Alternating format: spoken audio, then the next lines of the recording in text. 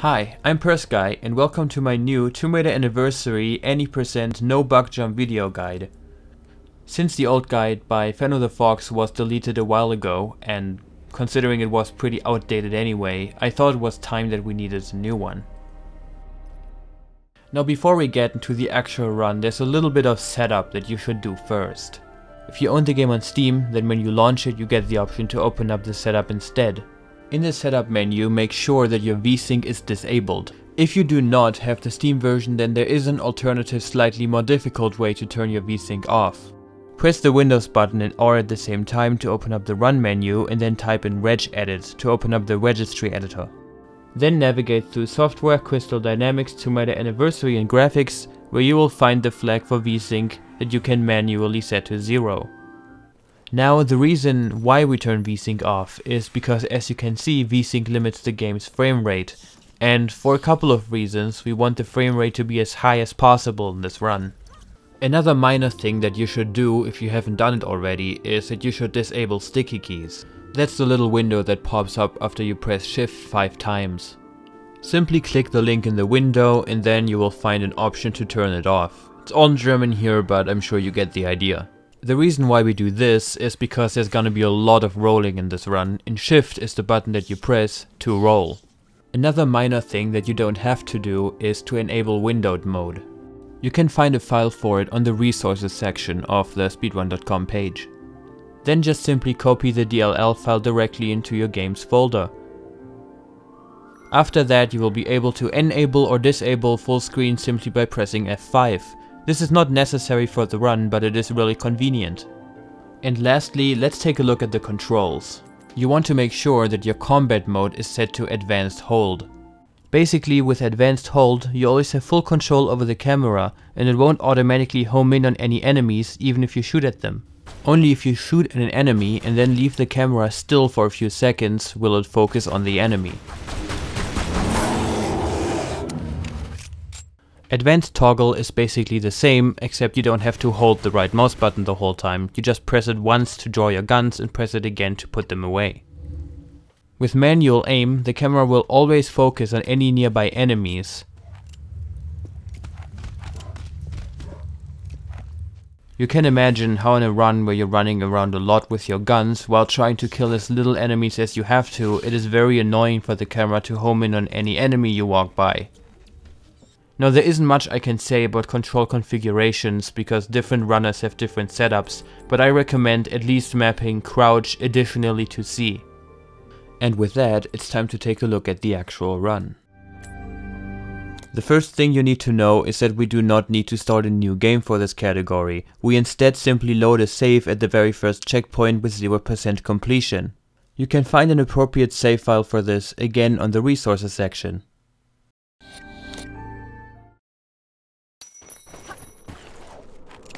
And the glitches start immediately. What you saw me do there was a trick known as an airwalk. Basically, if you jump onto a ledge that is not very high, you will occasionally get this animation, indicating that Lara has just barely made the jump. If, however, you draw your guns just before you land on the edge, well, this happens. This is an airwalk. I think the name is self-explanatory.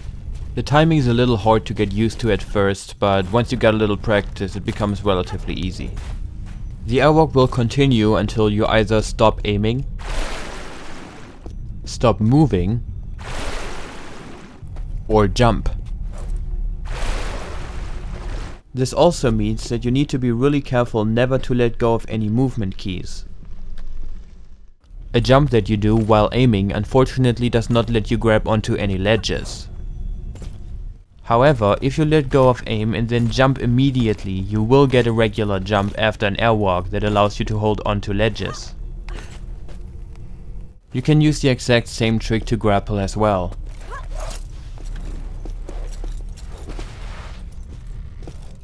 There's another more difficult way to get an airwalk. If you jump straight into the air in front of a ledge and hold back, you get the same animation. And you can use it the exact same way. But now back to the actual run.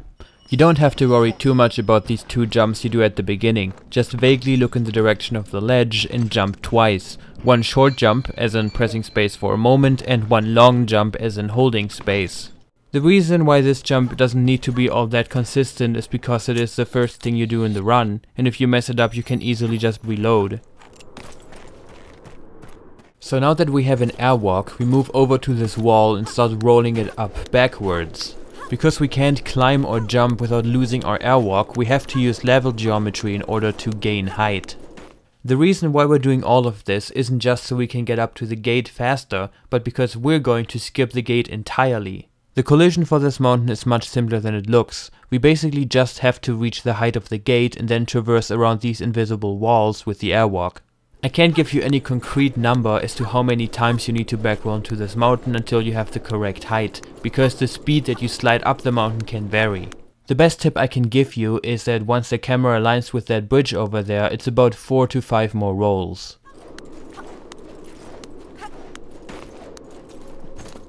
So right now we're basically moving along the invisible wall. Where exactly it ends is kind of just something that you have to get used to.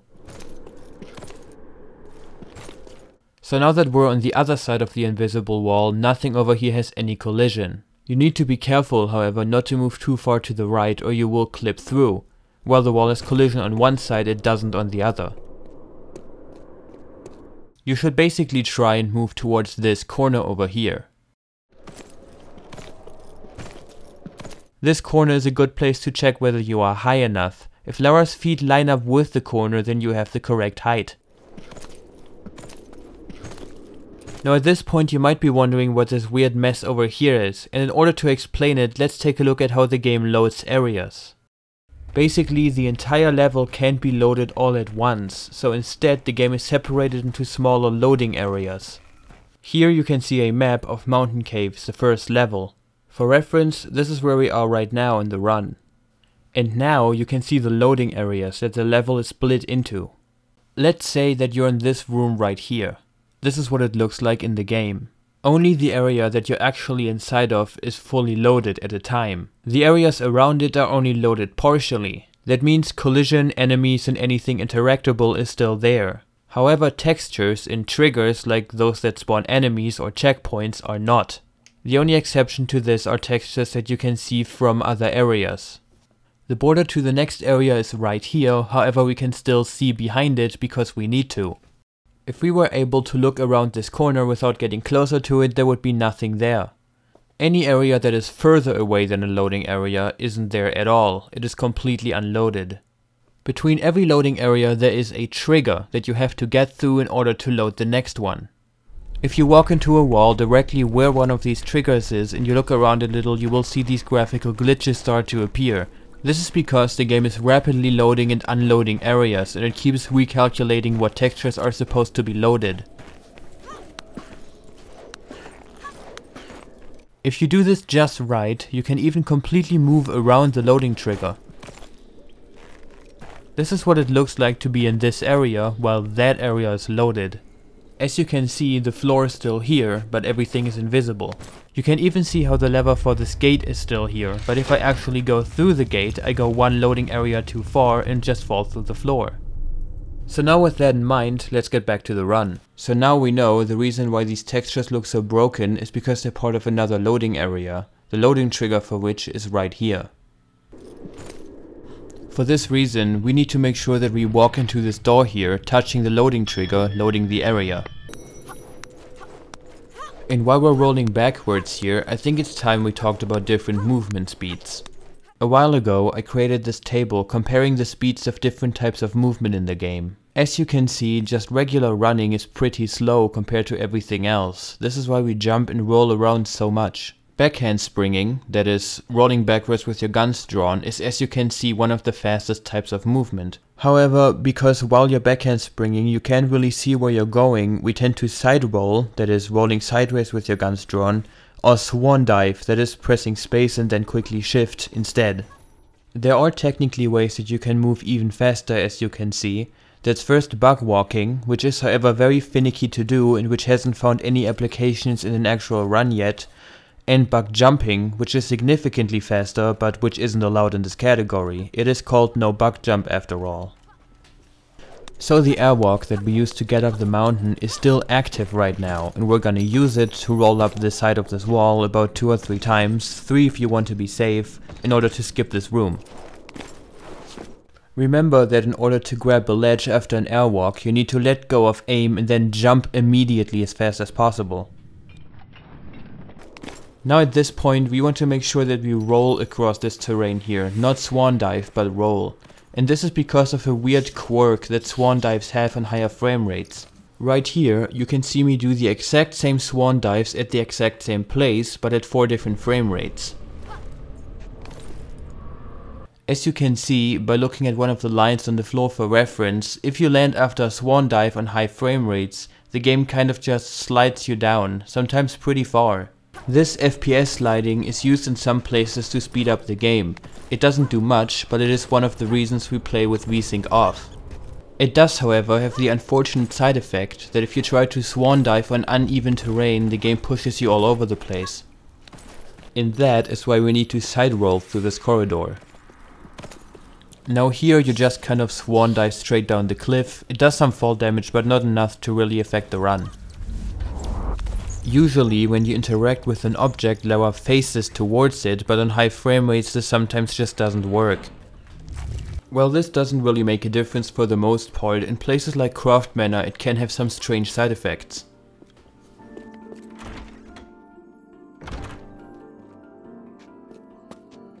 So coming up next is another very broken mechanic that this game has, and this is one of the more mysterious ones. For some reason, left rolling, that is rolling left with your guns drawn, has some strange properties that right rolling doesn't.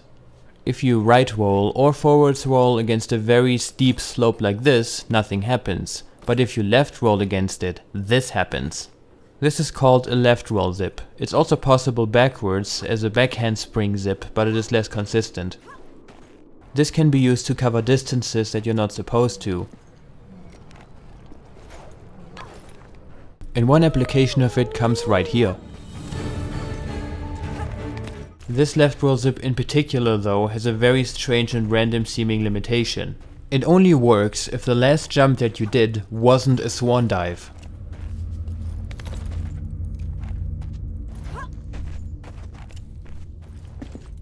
So make sure that you do a regular jump before you do the zip.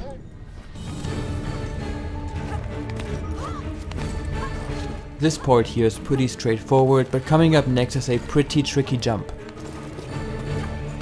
It seems pretty simple, but it is harder than it looks.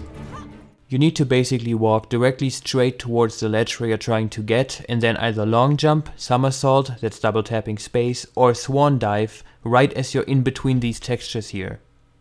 This jump barely saves any time and you really do not have to do it, you can just grab the ledge like normal. At this point I usually like to do a swan dive to get a bit of an FPS slide and then back roll a little, but it really isn't necessary. When you're jumping on this pole here, make sure that you do not grab it too far on the right. If you do, Lara will grab the ledge and you have to pull yourself up, which loses you some time. One movement optimization that I should mention here is when you switch from rolling to walking, you need to make sure that you don't let go of aim until you've finished rolling. If you let go while you're still rolling, then Lara will just stop dead.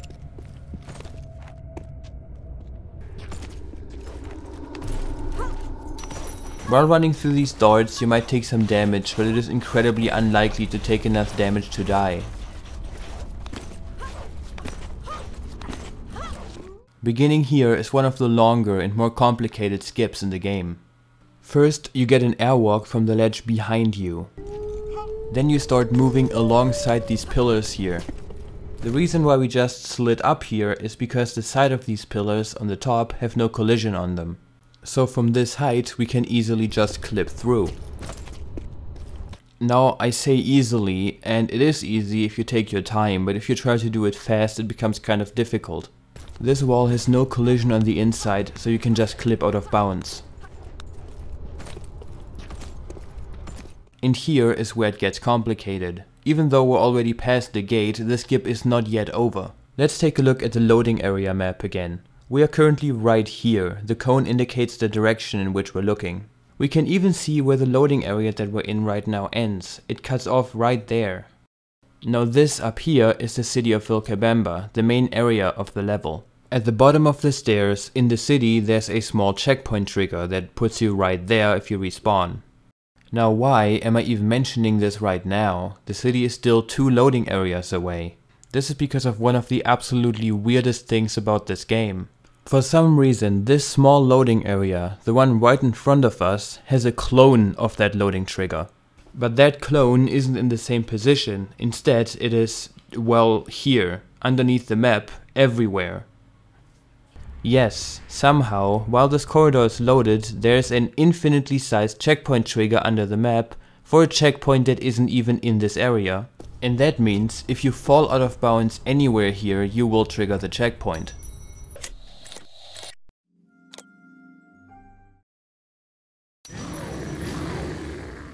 So now, let's see how we can use this. So what we now have to do is touch the loading trigger very carefully, so that the next area is loaded, but so that we do not clip back in bounds.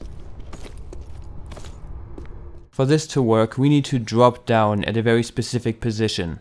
The setup that I use is that I angle down the camera as far as possible, walk directly parallel to the edge of the corridor, and once Lara's feet are directly on top of this corner here, I let go of aim. This is, by the way, easier to do if you walk slowly, as in hold Alt. If you see the textures of the next area appear and the one of the previous disappear like this, that means that it worked. And as you can see, the checkpoint has been triggered. So now you just exit back into the main menu and press resume. And there we go. Now here's another pretty simple but effective skip. There's a small area on top of the keyhole that you can stand on. The best way to get there is to walk up against the wall diagonally and then aim jump up. You probably noticed that that bear got pretty close, and there are occasions where he can actually hit you, but it's very rare. From here we then jump on top of the gate. This is pretty finicky because you do not have a lot of space to move on top of the keyhole, and you can't make the jump until Lara put her guns away. Coming up now is another major skip for this gate. First you get an airwalk from that ledge. Then you roll up against this wall to gain some height until Lara's hip is above this line over here. Then you move over to the right to roll up against the top of this entrance because it moves you up faster. Now, once Lara's head is at the same height as this bar here, you start rolling backwards. Make sure that you roll around this pillar here. It might look tiny, but its hitbox extends really high up. Once you've backrolled 8 times, you continue to walk backwards for just a moment and then backroll again. Now we're out of bounds again. Technically, clipping out of bounds here in this corner is a lot easier than this if you're higher, but there's a specific reason why we're trying to do this as low as it's possible. The reason for it is right here. If you're still low enough, you can clip back through the roof by rolling up against it. If you're too high, which is something that actually happens quite a lot, there's a backup strategy. Being too high means that you can't clip back in, and that means that you can't load the next area, so you need to drop yourself down. Then you need to get a new airwalk here. This one's pretty hard. You need to basically walk towards the ledge perfectly straight and then do a short jump at the latest possible moment. But now back to the regular run. We will try and keep our airwalk here for as long as possible. Okay, now this isn't really relevant for the run, but I want to talk about it anyway. If you've played this game through casually, you did not know that this bad exists. Here, you can see me play through the room glitchlessly. In other words, this is what this room would look like if this was a glitchless run.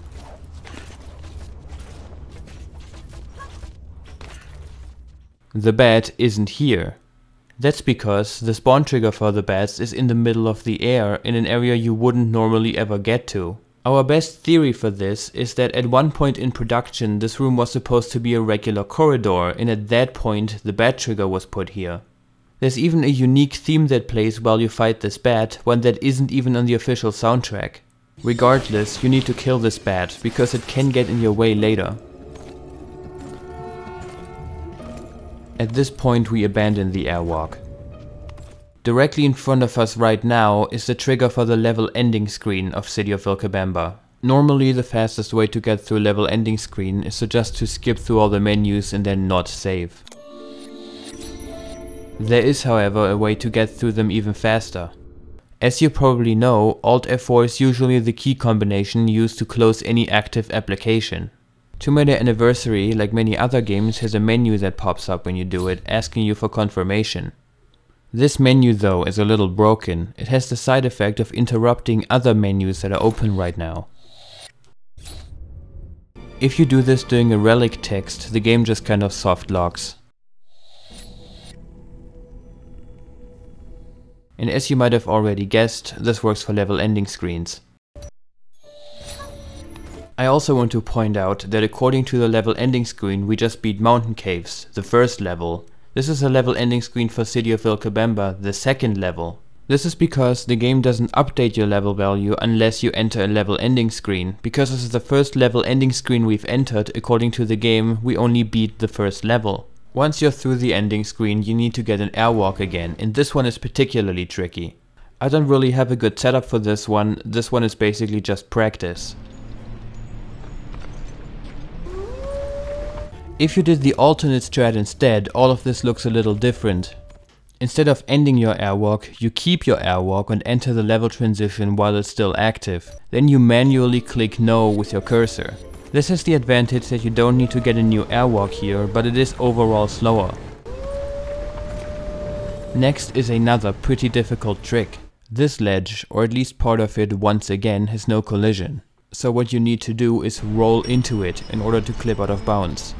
This is not very consistent, and I once again can't give you any particular setups. This is really again just something that you have to try out. Right here is yet another difficult trick, and again one that I can't give you any particular tips for. There's a loading trigger here, directly followed by the level ending trigger that you have to side roll into without clipping back in bounds. This one you also click through rather than skipping through so that you don't lose your airwalk. By the way, according to the game, I just finished Mountain Caves again. I said earlier that the level value isn't increased unless you enter a level ending trigger. Actually, it isn't increased until you finish a level ending trigger. Because we Alt F4 through the last level transition, the value didn't increase. In fact, it isn't going to increase again after this for the entire remaining run. There's another loading area here, but it is big enough that you can trigger it from out of bounds. Though there are rare occasions where you're slightly too high and you can't load the next area.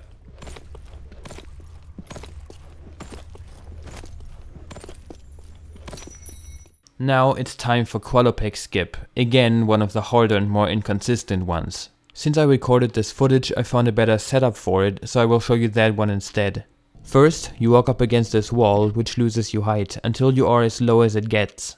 Parts of the area under this pillar have no collision, so the idea is to roll underneath it. Next, you start moving directly towards this line on the pillar. Once you're close to it, you roll forward, start holding S to move backwards, and turn your camera to the right. Now for the hardest part of the trick. Once the roll animation ends, Lara will start sliding down the wall behind her that she's moving against. You then need to backroll once Lara has lost some height. If she loses too much height, she can't make it out of bounds anymore, and if she loses too little, the next trick won't work. She slides down the wall very fast, so the window for this is really tiny. You need to lose some height for this, or you won't be able to roll underneath this corridor here. There's a trigger here that causes the giant rock to start rolling down and that closes all the gates. Because we're out of bounds, we can just simply land behind it. Now I like to back roll up into the cutscene, but you really don't need to do this.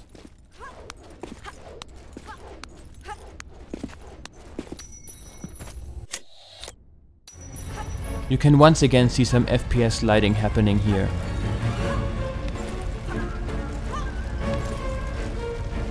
There's another airwalk here, but this one isn't too difficult. You just need to long jump as late as possible.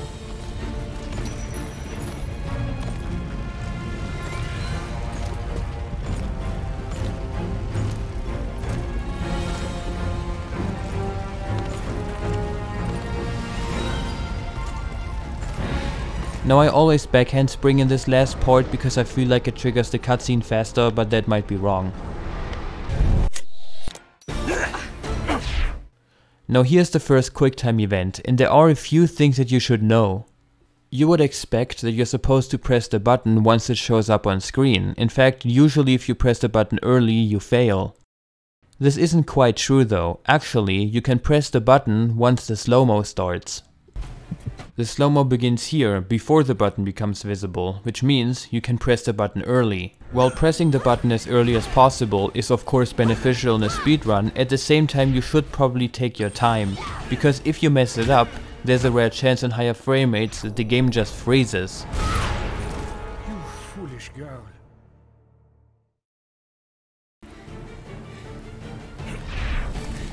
Once the QuickTime event is over, you just skip through these two cutscenes quickly and then Alt F4 through the level transition. There is, however, a small risk. In some very rare occasions, at the end of Peru, Greece or Egypt, instead of getting the level ending screen, you instead spawn in the area where the last cutscene took place. Those are areas with broken textures, models and stuff kind of just lying around, because you're never ever supposed to be there. Here's a clip of this happening to me in Egypt during a glitchless run a year ago. Okay, let's see. Oh, okay. No! It happened! Are you kidding me? No! I'm soft locked! No! I just wasted 2.5 hours of my life! We now know that this isn't actually a soft lock. You can usually fix it either by saving or by restarting the game. Well, that pretty much concludes the first part of this guide. I want to give a shout out to the Tomb Raider Discord server. I would have never gotten as far as I am without it, and if you need any help for particular tricks, you will find people there willing to help you. The second part is going to focus on Greece, and well, thanks for watching and I hope this helped you, or you found it enjoyable. Until next time.